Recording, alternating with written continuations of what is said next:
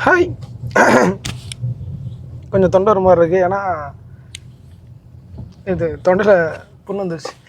நிறைய பேர் கேட்கணும்ப்பா. நானும் ஒவ்வொரு ஆளுக்கு அது செட் ஆகும்னு சொல்லுவாங்க. என்னென்னா இந்த தட்டல் இந்த இன்ஃபெக்ஷனாக அது இருந்துச்சுன்னா ஒரு சிலருக்கு இந்த வாய் குப்பிளிச்சாலே சரியாக போயிடும். உப்பு போட்டு நானும் வாய் குப்பிளிச்சிட்டேன் ஒன்று, அதையும் பண்ணிட்டேன். அடுத்தது இந்த சின்ன வெங்காயத்தை வந்து சாப்பிட்ணுன்னு சொன்னாங்க. சரி எப்படியா சாப்பிட்றலாம் அப்படின்னு சொல்லிட்டு சின்ன வெங்காயத்தையும் சாப்பிட்டேன். ரைட், அப்படியே சரியாகலாம். நேற்று நைட்டு எல்லாம் சாப்பிட்டு முடிச்சாச்சு. அதுக்கப்புறம் காலையில் சரின்னு சொல்லிட்டு நம்மளால் தலைவர்கிட்ட கேட்டேன், கோகுல்கிட்ட. அவன் உடனே இந்த மாதிரி கத்தாழை ஜூஸ் குடி, அதுக்கப்புறம் அது என்னது பப்பாளி பழம் சாப்பிடு சரியாக போயிடும் அப்படின்னு சொல்லி சொன்னான். சரி ரைட்ரா மாப்பிள்ள அது சாப்பிட்றோம் அப்படின்னு சொல்லிட்டு காலையிலே போய் நமக்குள்ளே நம்ம மேலே ஒரு கடை உண்டு, கத்தாழை ஜூஸ் கொடுப்பாங்க, சூப்பராக இருக்கும். அங்கே போய் கத்தாழை ஜூஸ் குடிச்சாச்சு. அப்படின்னு சரியாகல. அதுக்கு முன்னாடி இன்னொன்று சொல்ல மாட்டேன். நம்மளால் சிதம்பரம் டாக்டர் கோல்பேட்டில் ரொம்பவே ஃபேமஸ். என்ன நடந்தாலும் கேட்டுருன்னு வச்சுக்கோங்களேன். அந்த ஒரு மொத்தம் நம்ம கோல்பேட்டில் 2 டாக்டர் இருக்காங்க. ரொம்ப ரொம்ப ரொம்ப ரொம்ப ரேட்டு கம்மிங்க. ஃபஸ்ட்டு நான் அங்கே அவர்கிட்ட போய் பண்ணும்போது 50 ரூபாயோ, ஆமாம் 50 ரூபா ஃபஸ்ட்டு வாங்கினார். அதுக்கப்புறம் 4 இடையில 100 ரூபா வாங்கினார். இப்போ வந்து 150 ரூபா வாங்குறாரு. இவர் போட்டால் இவர் வந்து இவரோட ஊசி வந்து சரியாக வலிக்கும், பயங்கரமாக வலிக்கும் அவர் குத்துற குத்து. அதுக்கப்புறம் ரொம்ப நேரத்துக்கு வலிச்சுக்கிட்டே இருக்குன்னு வச்சுக்கோங்களேன். இன்னொருத்தர் இருக்கார் உதயசூரியன் சொல்லிட்டு, அந்த டாக்டர்லாம் 10 ரூபா ஃபஸ்ட்டு 10 ரூபா, இப்போ வந்து 20 ரூபா, கொஞ்சம் அப்டேட் அவ்வளோதான். அவங்களும் ஒரு மாதிரி சேவையாகவே பண்ணுறாங்கப்பா. எங்கள் ஊரில் இந்த மாதிரி நிறைய பேர் இருக்காங்க. 20 ரூபாய்க்கு பண்ணுறவங்க இன்னமும் இருக்காங்க. ஆனால் அவங்களாம் வெளியே வரவே இல்லை. எவ்வளோ இடத்துலையோ பெரிய பெரிய டாக்டர்லாம் இது ஒரு பெரிய ஹாஸ்பிட்டலு கட்டி அங்கே 5 ரூபா 10 ரூபான்னு சொல்லிட்டு ஒரு பெரிய அப்படி ஒரு சங்கம் இருக்கும். அதுக்கப்புறம் ஒரு பெரிய ட்ரஸ்ட் இருக்கும். அதுக்கு கீழே வந்து அந்த 5 ரூபாய்க்கு 10 ரூபாய்க்கும் இது பண்ணுவாங்க. ஓகே. ஆனால் எங்கள் ஊரில் ஒரு சாதாரண ஒரு டாக்டரு அவங்க வந்து 10 ரூபாய்க்கு 20 ரூபாய்க்கும் வைத்தியம் பார்த்துட்ருக்கா. அப்படின்னுமோ அதுலேயும் ஊசி போய் நம்ம வெளியே போய் வாங்கிட்டு வரணும். அவரோட ஃபீஸ் வந்து 20 ரூபா தான். வெளியே போய் ஊசி ஆகும். அந்த ஊசி ஒரு 20 ரூபா தான் வரும். மருந்து அதிலே கொடுத்துருவாப்புல, வச்சுட்டு ஒரு குத்து நெசக்குன்னு அதோட முடிஞ்சு. அவர் குத்துன்னு ஓரளவு வலிக்கும். ஆனால் சிதம்பரம் டாக்டர் குத்துறத வச்சு செஞ்சிடும். இந்த பென்சில் ஊசி அப்போலாம் அப்படி தானே, பென்சில் ஊசி, அப்புறம் இன்னொரு ஏதோ ஒரு ஊசி சொல்லுவாங்க, இதுதானே ஃபேமஸ்ஸு. அந்த மாதிரி ஊசிலாம் போடுவாங்க. ஓகே, ஆமாம், அப்படியே டாபிக் போயாச்சு. இந்த தொண்டை பெயின் வந்து நானும் எல்லாத்தையும் ஒவ்வொன்றா ட்ரை பண்ணிக்கிட்டே இருப்பேன். ஆனால் எதுக்குமே எனக்கு மட்டும் கேட்கவே முடிக்கும். ஒரு 2 நாள் ஆயிடுது. ஃபஸ்ட்டு ஒரு 2 நாளைக்கு முன்னாடி வந்துருந்துச்சு ஃபஸ்ட்டு. சரி சரியாக போயிடும் அப்படின்னு சொல்லிட்டு சரியாக போயிடுச்சு. ரைட் சைடு அது ஒரு மாதிரி ரைட் சைடு. உடனே இன்னொன்று என்ன சொல்ல அப்படின்னா, அம்மாவோட வைத்தியம். எங்கள் அம்மா வந்து இந்த தொண்டையை வந்து தைச்சி விடுவாங்க, விக்ஸு போட்டு தைச்சி விடுவாங்க. அது மாதிரி விக்ஸு நாக்கில் வச்சு விடுவாங்க. அதுக்கப்புறம் இங்கே நக்கில் தைச்சி விடுவாங்க. அது உண்மையாகவே கேட்குங்க. நிறைய பேர்த்து கேட்க, அந்த நக்கில் எச்சி பிடிச்சிருக்குன்னு சொல்லுவாங்க.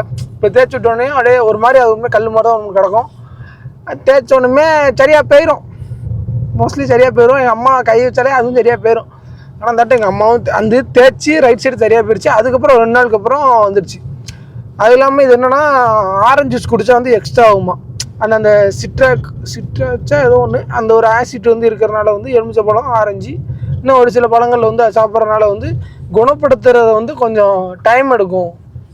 அது வந்து எக்ஸ்ட்ரா டைம் ஆக்கி, இப்போ 3 நாளில் குணமாகிறது வந்து 1 வாரம் ஆக்கி விட்டுருமா.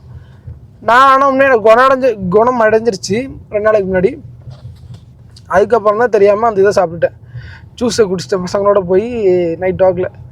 அதுக்கப்புறம் தான் வந்துருச்சோன்னு சொல்லி எனக்கும் ஒரு மைண்ட் செட்டு. அதுக்கு முன்னாடி பார்த்திங்கன்னா, இது எதுக்கு ஃபஸ்ட் ஸ்டார்ட் ஆச்சுன்னா, அந்த குற்றாலம் போனப்பா குளிக்க. காலேஜி போகிறோம். என் காலேஜ் ரொம்ப ரொம்ப ரொம்ப ரொம்ப ரொம்ப ஸ்ட்ரிக்டான காலேஜி. ஸ்ட்ரிக்ட்டு அந்த அளவுக்குங்க. 8:01 காலேஜுக்குள்ளே போயிடணும்.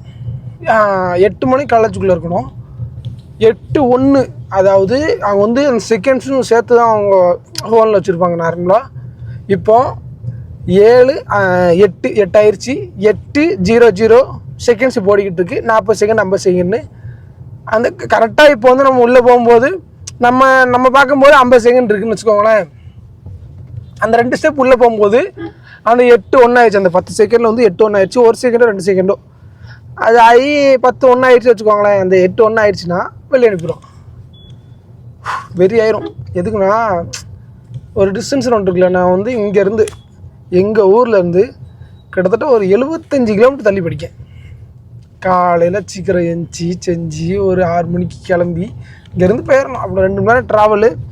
பைக்கில் ட்ராவல் பண்ணாலும் சரி எப்படினாலும் சரி 2 மணி நேரம் 2.5 மணி நேரத்துக்கிட்ட ஆயிரும். அவ்வளோ ட்ராவல் பண்ணி நம்ம கஷ்டப்பட்டு போவோம்.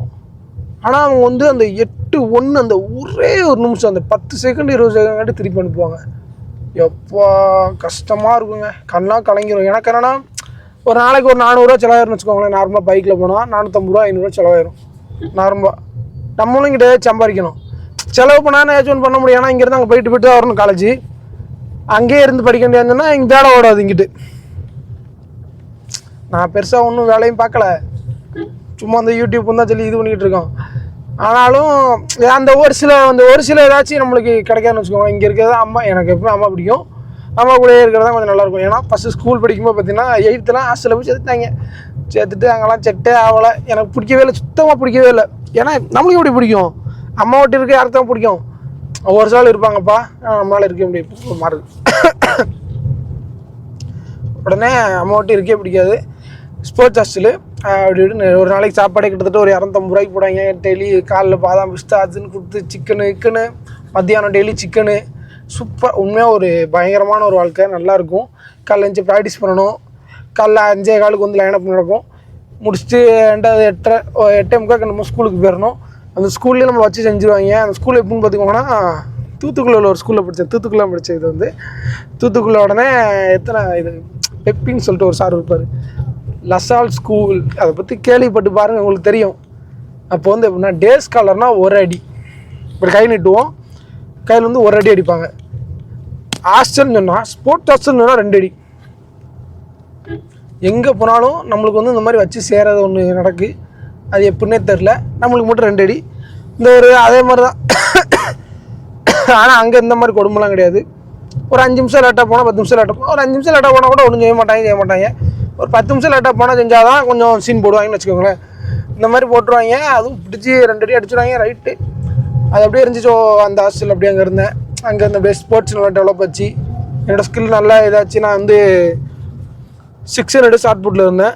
600 அதுக்கப்புறம் ரொம்ப மெயின் ஆச்சு. அதுக்கப்புறம் ஃபுல்லாகவே லாங் டிஸ்டன்ஸ் ஆகிடுச்சு. ஏன்னா 8th அப்புறம் லாங் டிஸ்டன்ஸ் தான். ஸோ உங்கள் பசங்க யாராச்சும் பெரியவள் யாராச்சும் வீடியோ பார்த்துட்டு இருந்தீங்கன்னா, உங்கள் பசங்க யாராச்சும் தான் போய் ஸ்போர்ட்ஸ் ஹாஸ்டலில் போய் சேருங்க. அது ரொம்பவே நல்ல விஷயம். நானும் ரொம்ப படித்தேன், எனக்கு ரொம்ப நல்ல விஷயந்தான்.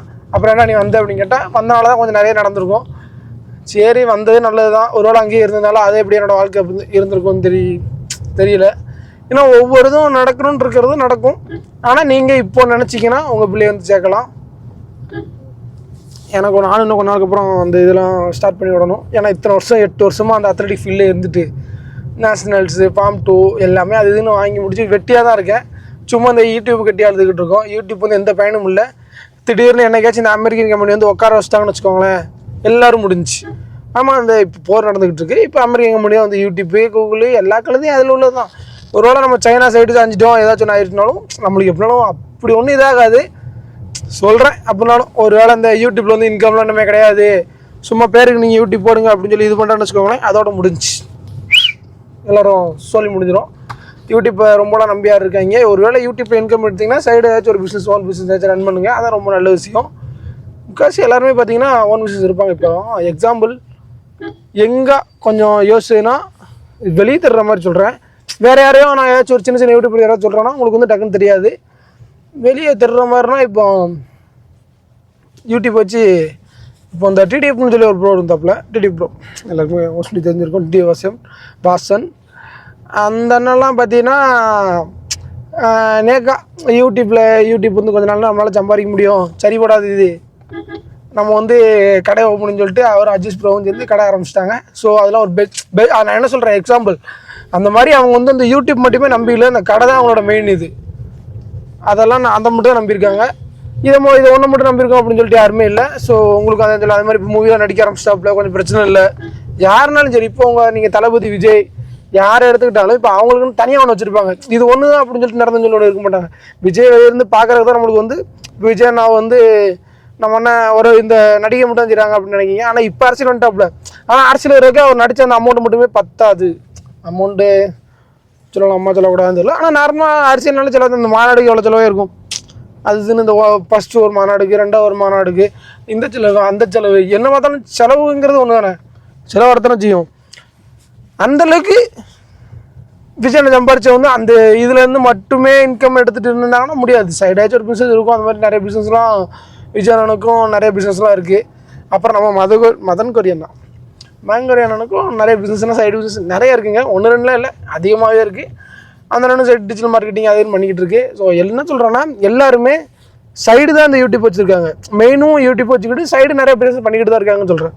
இப்போ நம்ம விஜய் சித்தவனும் இந்த ஒன்று மட்டும்லாம் கன்ஃபார்ம் பண்ணாது, இன்னும் நிறைய எக்ஸ்ட்ரா பண்ணிட்டு தான் இருப்பாங்க. எல்லாருமே பார்த்தீங்கன்னா இந்த ஒன்றை மட்டுமே பேஸ் பண்ணி இருக்கவே மாட்டாங்க. புரியுதா?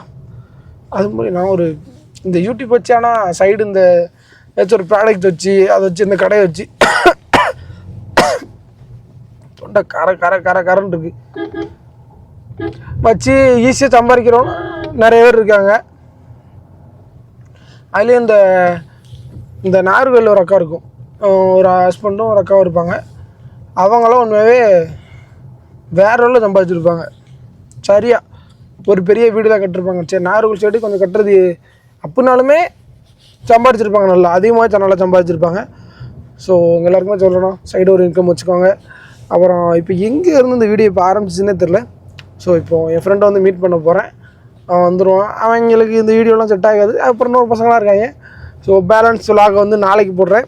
இன்றைக்கான ஒரு விலாகில் வந்து உங்களுக்கு ஏதாச்சும் ஒன்று பயனுள்ளதாக இருந்திருக்கும் அப்படின்னு நினச்சா இந்த ஸ்போர்ட்ஸ் ஒன்று, அதுக்கப்புறம் இன்னும் 2-3 எந்த ஒரு பிஸ்னஸ் பண்ணாலுமே சைடு ஏதாச்சும் ஒரு பிஸ்னஸ் பண்ணுங்கள் அப்படின்னு சொல்கிறது. அதுக்கப்புறம் ஆமாம், இப்போது எங்கள் ஊர்லாம் பார்த்திங்கன்னா இப்போ 2-3 கடை இருக்குது. அந்த 2-3 கடைலாம் முக்கால்வாசி கவர்மெண்ட் வாத்தியார், கவர்மெண்ட் சர்வெண்ட்டாக இருக்காங்க, கவர்மெண்ட் டாக்டரு, இவங்களாம் இருப்பாங்க. அவங்களாம் இந்த கடை வந்து எக்ஸ்ட்ரா வைக்கிறது. ஏன்னா இதில் வந்து இன்கம் பத்துமோ பத்தாதோ. ஆனால் இந்த ஒரு கவர்மெண்ட் இதில் இருக்கிறவங்களே சொல்கிறேன், டீச்சராக இருக்கிறவங்களே அவங்களே சைடு வந்து ஒரு இன்கமுக்கு வந்து ஒரு கடை ஒன்று ஆரம்பிச்சிருக்காங்க, டீ கடை இந்த மாதிரி எல்லாம். அதனால பெரிய ரன் ஆகிட்டு இருக்கு. அந்த கடையிலேருந்தே அப்படி இப்படின்னு லட்சக்கணக்கில் வரும். அது போக இந்த ஸ்கூலில் சும்மா நம்ம ஸ்கூலும் சாதாரண விஷயம் நிறைய பேர் உருவாக்க வேண்டி வருது. அப்படினால எல்லா சைடுலேருந்து இன்கம் தானே வருது, அதை சொல்கிறேங்க. ஸோ நீங்கள் ஒன்று தெரிஞ்சுக்கோங்க, புரிஞ்சுக்கோங்க, உங்கள் ஸ்கில்லை டெவலப் பண்ணுங்கள். ஏதோ ஒன்று சீக்கிரம் நடத்தணும். நான் ஒன்றும் அப்படி ஒன்று உண்மையாக நானே எதுவும் பண்ணலை, ஓரளவு பண்ணுறேன். பெரிய லெவலில் எவ்வளவோ இருக்குது. முயற்சியை விட்டுறாதீங்க. முயற்சி ஒன்று தான் நம்மகிட்ட இருக்கிறது. பணம் காசு இருக்கோ இல்லையோ, அந்த முயற்சி ஒன்று நம்மகிட்ட இருந்தால் போதும். ஓகே சில்ட்ரோ, நெக்ஸ்ட்டு இந்த வீடியோவே ரொம்ப நேரம் ஆயிடுச்சு. இந்த வீடியோ அப்படியே போகிறேன், பாருங்கள், நல்லாயிருக்கும். அடுத்தடுத்து மேற்படி கொஞ்சம் டெவலப் பண்ணுற மாதிரி கொஞ்சம் வீடியோஸ் போடுறேன். ஸோ அதையும் பாருங்கள், நல்லாயிருக்கும்னு நம்புகிறேன். ஏதாச்சும் யூஸ்ஃபுல்லாக இருந்தால் ரொம்ப ரொம்ப நல்லது. எனக்கு இப்போ 1000 பேர் பார்க்காங்கன்னா அதில் ஒருத்தன் இருந்தாலும் ரொம்ப நல்லது தான். ஏதோ ஒன்று நம்மளை இந்த ஒரு ஸ்கில்லை பார்த்து கற்றுருக்காங்கன்னு சொல்லிட்டு இருக்கும். ஸோ ஓகே, பாய் சொல் ப்ரோ. ஃப்ரெண்டோடு வந்துருச்சு, பாய்.